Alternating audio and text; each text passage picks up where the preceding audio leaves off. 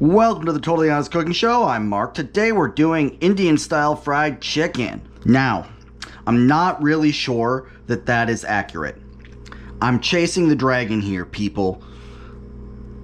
I'm trying to create the fried chicken from the Indian buffet that I used to go to all the time. This one actually is not that, but I tried it yesterday and it was good enough that I wanted to do it on the show. So that's what we're doing.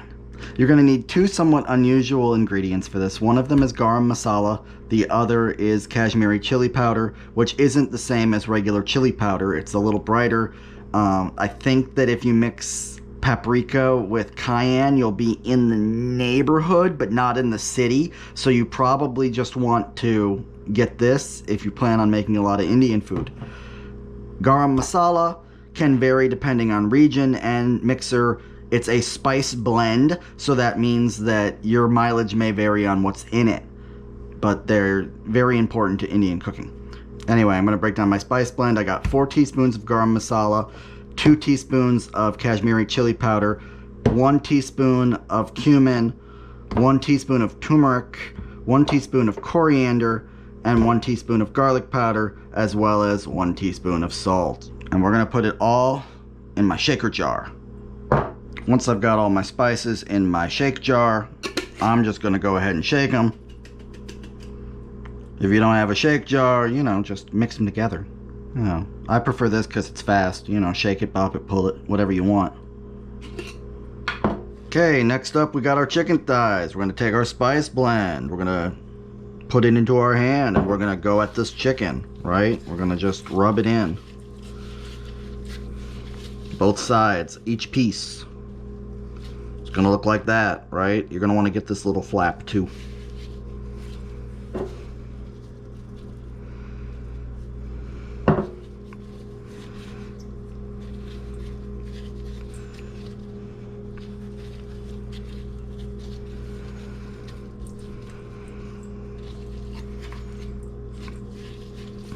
Okay, once everybody's nice and red, you're gonna leave them in the bowl for about 20 minutes. Let everybody mingle. Like I said, I'm trying to recreate a fried chicken I had at an Indian buffet a long time ago. And I think part of what they use is chickpea flour. So I'm using a pakora batter for this. And it's not what I wanted it to be, but it still turned out delicious. Very juicy, very tasty. And so that's why we're making it. So we're starting with 1 teaspoon of baking soda. 2 tablespoons of potato starch. It's okay if they go over. 1 cup of chickpea flour.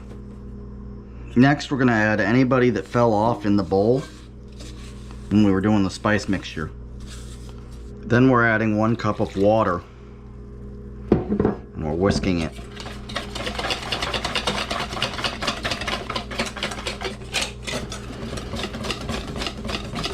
And you're going to give everybody a dunk.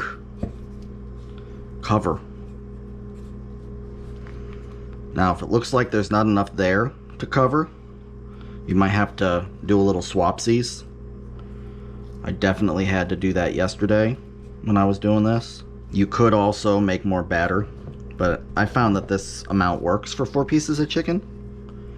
I was surprised that it worked, but it did.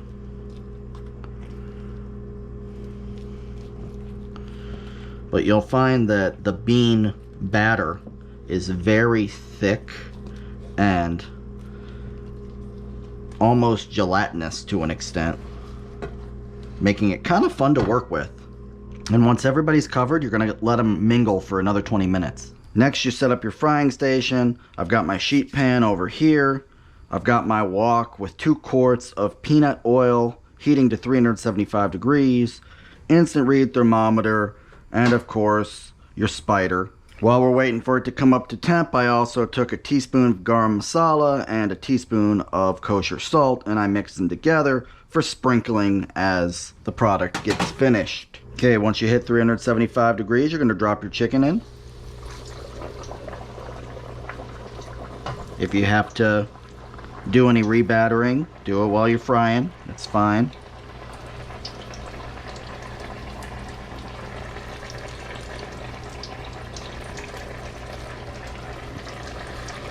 Now, one thing that you will notice almost immediately is that this chicken puffs up tremendously, right?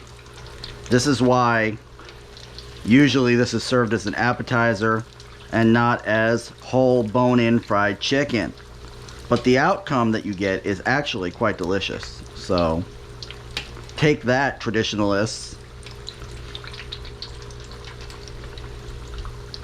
Now, timing is the hard part. I've never had success with an instant read thermometer and temping fried chicken properly. I just haven't. If I temp it while it's in the oil, it's going to be hotter because of the oil. If I pull it out of the oil a little bit, it always tells me it's undercooked, even though it's cooked. So, I'll put it in for like 10 minutes and hope for the best. That's the time most internet chefs tell you. So, you know, your mileage may vary. Okay, it looks done, so I'm going to pull it.